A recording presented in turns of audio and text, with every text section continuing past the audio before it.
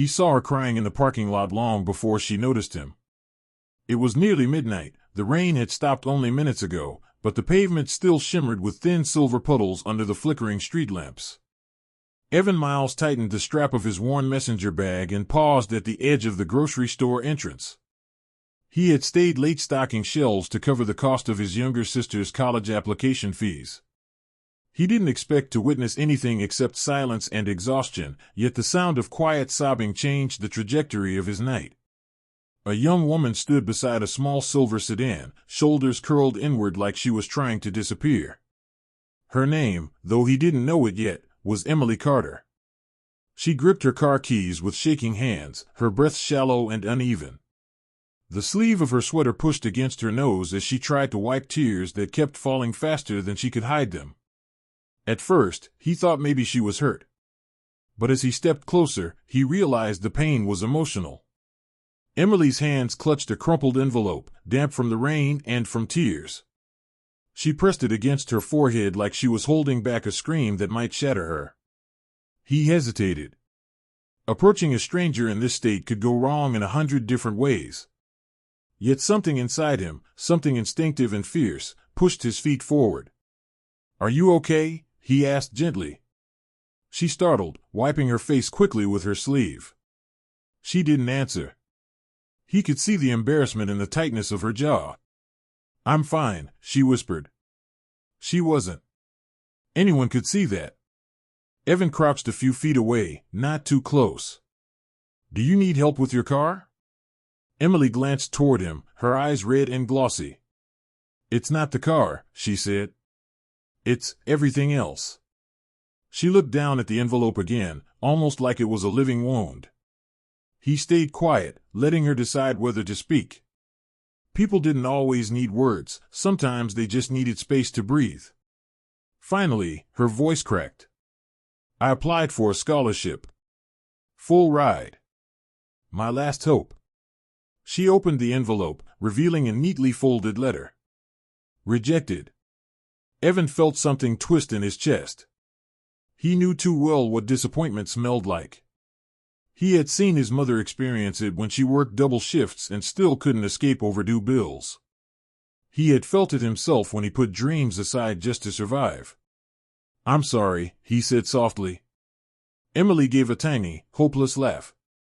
"I worked so hard. I did everything right." The parking lot hummed with distant traffic and buzzing lights. Evan noticed her backpack beside the car wheel, heavy with books and binder tabs. "You worked hard," he repeated. "That matters." "No, it doesn't," she said, wiping her cheek. "I'm tired." There was a raw honesty in her voice that left him breathless. He sat down on the curb beside her, not too close, not too far, just enough to show her she wasn't alone. Silence grew between them, not uncomfortable, just real. Emily seemed surprised he didn't try to fix anything with empty phrases. Instead, he offered presence. After a moment, she looked at him. "Why are you even here?" Evan shrugged lightly.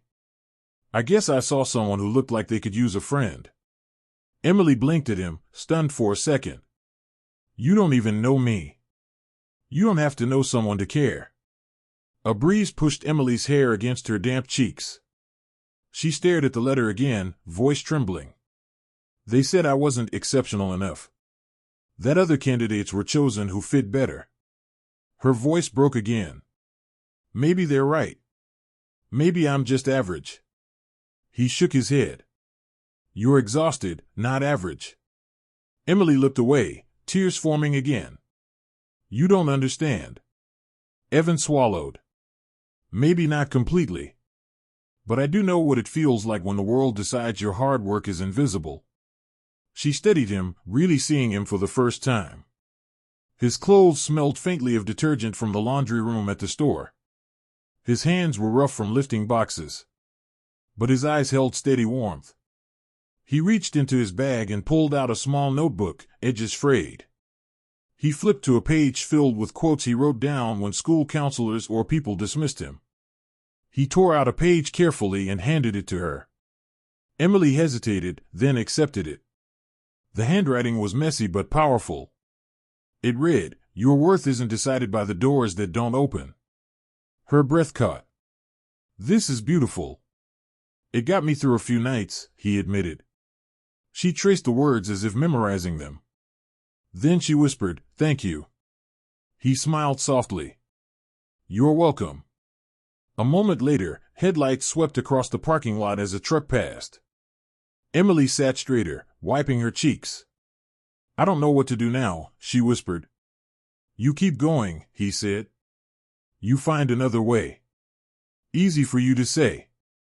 He leaned back on his palms. "Not really. I wanted to study engineering."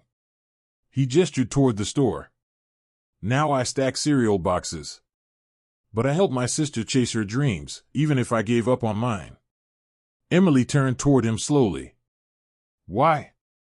"Because someone should get out," he said quietly. "And if it can't be me, maybe it can be her." A silence fell that was heavy and meaningful. Emily looked at him like she saw something she couldn't name.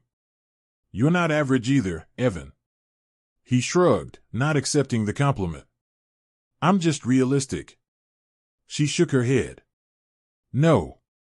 You're someone who gives even when you have nothing." He stood and offered his hand. "Come on. You don't have to sit here and fall apart." She hesitated, then took his hand. His grip was warm and steady. He led her toward his car, opened the passenger door, and handed her one of the 2 granola bars he kept for late shifts. "For energy," he said.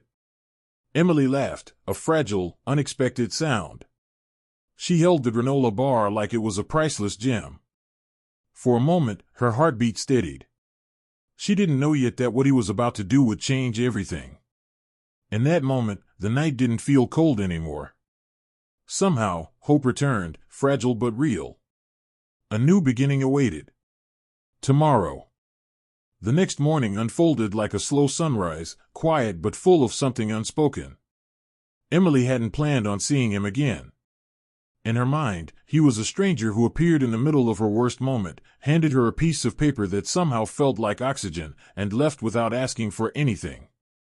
People like that didn't exist, not in her world. But fate did not care about her logic. At 9:03 a.m., Emily walked into the community library. She came for Wi-Fi and a distraction, trying to drown her disappointment in job listings and overpriced lattes from the vending machine. She picked a table near the window and opened her laptop. The rejection letter lay beside it, folded and crisp, like a bruise she couldn't stop pressing. Then she froze. On the bulletin board near the front desk, beneath a flyer about lost kittens and someone's guitar lessons, hung a scholarship announcement. Not a national competition. Not hundreds of applicants. A local foundation offering one scholarship, awarded to someone who demonstrated grit and community impact. Her heart thudded. There were only 2 requirements. A personal essay describing a struggle. A letter of recommendation from someone who believed in you. The deadline? Tomorrow. Emily stood rooted in place. She had no professor she could ask. No supervisor. No mentor. Her parents supported her emotionally but not academically. She had always carried everything herself. Her chest tightened. Then she remembered his words. "You don't have to know someone to care." She headed straight to the grocery store. Evan was pushing a pallet jack through the cereal aisle when she walked up. His expression shifted from surprise to concern. "Emily? Are you okay?" She nodded, breathless. "I found another scholarship. I need a letter of recommendation from someone who believes in me." He blinked, then understood. "You think that's me?" Her eyes held his. "You listened to me when I broke. You didn't treat me like a failure. That matters more than any professor ever did." His throat tightened, and he looked away like he wasn't used to someone seeing the good in him. "Give me a pen," he said. They sat at a tiny metal table in the break room, fluorescent lights buzzing, vending machine humming. Emily expected 3 sentences. A generic endorsement. Instead, Evan wrote for 15 minutes straight without stopping. When he slid the paper across the table, she read the first line and couldn't breathe. Emily Carter is the kind of person who doesn't give up even when the world gives up on her. He didn't list her grades or achievements. He wrote about her heart. Her hands trembled around the paper.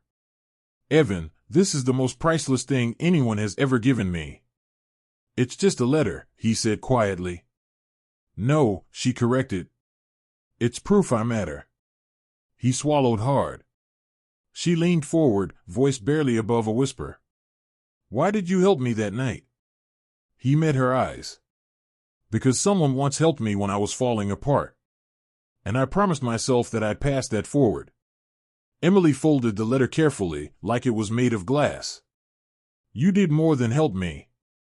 You gave me back my fight. A week later, her phone buzzed with an email.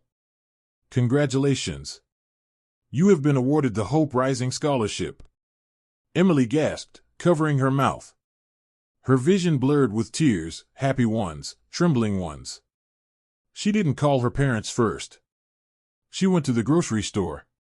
Evan was bagging items at Register 3. When he looked up, she lifted the email on her phone. I got it, she whispered. His eyes widened, slow realization washing over him like sunrise. You got it. She nodded through tears. Because someone believed in me. Evan didn't hug her, didn't make a scene. He just smiled, soft, proud, full of quiet joy. Sometimes the priceless thing isn't money. It's belief.